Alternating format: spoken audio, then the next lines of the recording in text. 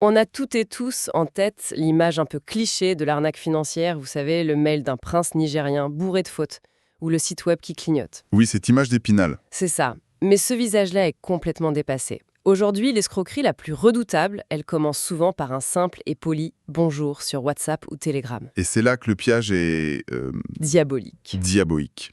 La menace n'arrive plus par un canal qu'on identifie comme publicitaire ou suspect. Elle pénètre dans notre sphère la plus privée. Là où on discute avec nos amis, notre famille. Exactement. Un espace de confiance par défaut. C'est ça qui est vraiment contre-intuitif. On a passé des années à apprendre à se méfier des emails étranges, mais notre cerveau, lui, n'a pas encore intégré ce réflexe de méfiance pour un message privé. Pourquoi cette différence de perception est si forte? Parce que le contexte change absolument tout. Un email, c'est une lettre. C'est un peu formel. Un message sur WhatsApp, Une conversation. c'est immédiat, personnel. C'est interactif. L'escroc n'envoie pas un prospectus, il engage un dialogue.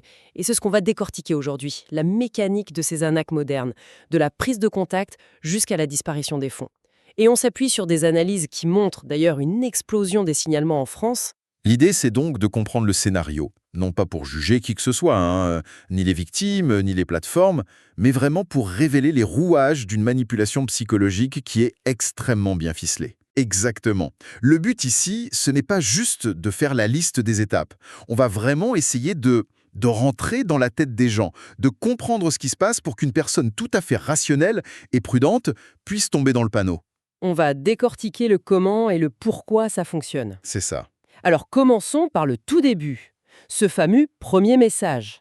Il est toujours incroyablement anodin, n'est-ce pas? Toujours. Ça peut être un bonjour, tout simple, ou une phrase un peu plus élaborée comme je crois qu'on fait partie du même groupe d'intérêt sur l'investissement ou Je vous contacte suite à votre demande d'information. voilà. L'escroc se positionne immédiatement comme un père, un conseiller, quelqu'un qui est comme nous, quoi. L'objectif, c'est de normaliser l'échange, de le faire passer pour une interaction sociale tout à fait banale. Il n'y a rien à vendre à ce stade. Rien, juste une conversation qui démarre. Et c'est là qu'on baisse la garde. La personne en face est réactive, elle pose des questions, elle semble s'intéresser, elle est humaine. C'est le premier acte de la pièce. Et une fois que ce contact est établi, que la conversation est fluide, l'escroc passe à la phase 2, la construction de sa crédibilité. Et il le fait sans même qu'on lui demande quoi que ce soit. Il va commencer à envoyer, comme ça l'air de rien, des preuves. Des captures d'écran de gain, j'imagine? Des tableaux Excel qui montrent des performances incroyables? Précisément. Des graphiques avec des courbes qui ne font que monter, des témoignages d'autres clients qu'il remercie chaleureusement. D'accord. À ce stade, le but ne pas te fournir une preuve irréfutable. Le but, c'est de saturer l'esprit critique de la victime avec un flux constant d'informations positives. Tout a l'air cohérent, propre, professionnel. Le doute initial s'érode peu à peu. Et le point culminant de cette mise en scène, j'imagine que c'est souvent l'invitation dans un groupe Telegram, c'est ça, Yalan, le fameux cercle des initiés. C'est la clé de voûte de l'illusion. Ce groupe est présenté comme un espace exclusif où une communauté d'investisseurs partage ses succès. Et à l'intérieur, c'est un véritable spectacle. Ah oui. Les annonces de gains pleuvent. Des membres postent des messages de remerciement à l'administrateur. On assiste à une démonstration de succès collectif en temps réel. C'est donc une pure illusion de consensus. On a l'impression d'être invité dans un club ultra sélect, alors qu'en réalité, on est peut-être la seule vraie spectatrice dans une salle de théâtre remplie de comédiens. C'est exactement ça. Le but de cette pièce, c'est de convaincre que le décor est réel. Ce groupe, ce n'est pas une communauté, c'est une arme psychologique. Qui exploite nos biais cognitifs. Oui, l'un des plus puissants, la preuve sociale. Si tout le monde semble réussir à être d'accord, on se dit que ça doit être vrai. Alors que la plupart des profils sont des faux, gérés par les escrocs pour créer cette ambiance. Ce qui veut dire que le premier grand signal d'alerte se trouve là.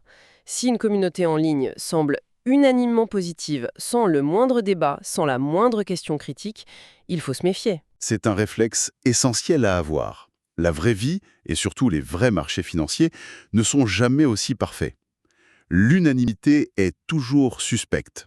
Et ce qui est terrible, c'est qu'à ce moment-là, aucun argent n'a encore été demandé. Pas un centime. La victime n'a pas l'impression d'être face à une arnaque. Elle pense juste avoir découvert une opportunité et une communauté en or. La confiance est installée, la vigilance est endormie. D'accord. La scène est plantée, la confiance est gagnée. Comment s'opère le basculement? Comment est-ce qu'on passe de la conversation amicale à la demande d'argent? Avec une subtilité redoutable. Le premier investissement proposé est toujours petit. On parle de 100 euros, 250 euros maximum. Ah oui, très peu. Très peu. Et la phrase clé est toujours la même. Commence petit, juste pour voir par toi-même. Tu ne risques rien. C'est une somme assez faible pour ne pas déclencher l'alarme de la peur, mais Mais assez importante pour créer un engagement psychologique. voilà. C'est le moment où on cesse d'être une simple spectatrice pour devenir une actrice dans leur pièce. Même avec une petite mise. C'est un point de bascule fondamental en fait. C'est ça. Avant ce premier versement, on peut encore douter, réfléchir, se retirer. Une fois que le premier euro est envoyé, la relation change de nature. On a investi dans la relation.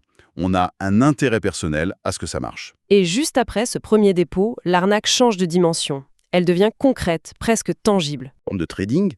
Elle a l'air très professionnelle, avec des graphiques en temps réel, des tableaux de bord. Et là, sous ses yeux, la magie opère. Les chiffres montent, Plus 6% en un jour, plus 11% la semaine suivante. les gains s'accumulent. Et là, le discours interne doit changer radicalement. Ce n'est plus « quelqu'un me raconte une histoire de succès », c'est « je vois mon propre succès avec mon propre argent Exactement. Sauf que cette plateforme est une illusion totale. ». Ah, Elle ne pilote aucun investissement réel. C'est une interface conçue pour afficher des données scénarisées. C'est comme le compteur de points dans un jeu vidéo. Les chiffres grimpent, on se sent puissant, mais tout est virtuel. D'accord, donc la confiance est quasi totale. Mais il doit bien rester une petite voix dans la tête de la victime, un dernier doute qui dit « c'est bien beau ces chiffres, mais est-ce que je pourrais un jour retirer cet argent ?» Comment les escrocs gèrent cette dernière barrière? Alors ça, ils la gèrent de la manière la plus brillante et la plus perverse qui soit. Ils autorisent un retrait. Quoi? Oui, c'est la technique du faux retrait. La victime, pour se rassurer, demande à retirer une petite somme, disons 50 ou 100 euros. Et l'escroc, non seulement il accepte, mais il facilite la transaction. Et quelques jours plus tard, l'argent arrive réellement sur le compte en banque de la victime. C'est absolument diabolique. C'est la preuve ultime. Si on peut retirer de l'argent, c'est que le système est fiable, il n'y a plus de place pour le doute. Ils utilisent une preuve réelle pour valider un mensonge global. Ce faux retrait, ce n'est pas une défaite pour eux. C'est un investissement stratégique. C'est un coup marketing, si on veut. Ils savent que ces 100 euros perdus vont leur en rapporter des milliers. Parce qu'une fois ce dernier verrou sauté, la confiance est absolue. Et la victime est prête à investir des sommes bien plus importantes. Et c'est là que le ton change, mais pas de manière agressive. Il se teinte d'urgence.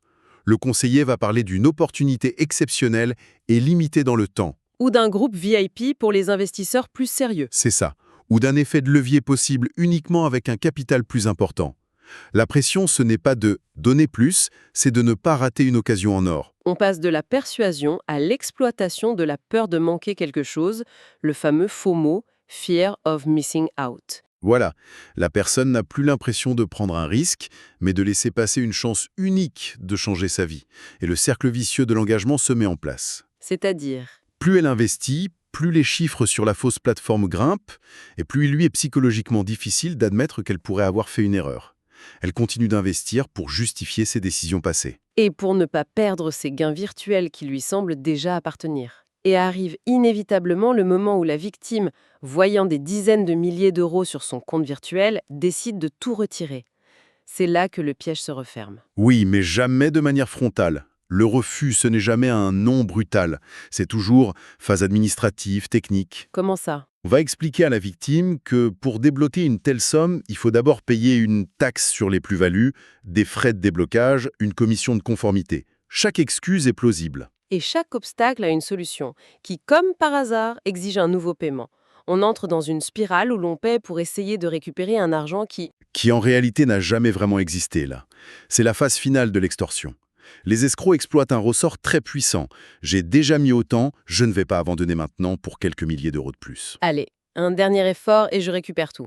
Ils maintiennent cette illusion aussi longtemps que la victime continue de payer. Et puis, un jour, Plus rien. Le silence total.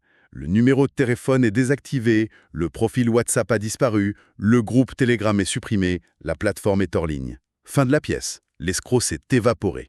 et à la perte financière, qui est souvent dramatique, s'ajoute une émotion terrible, la honte. La honte d'avoir été naïve, d'avoir été dupée. C'est une émotion dévastatrice. Et c'est le meilleur allié des escrocs.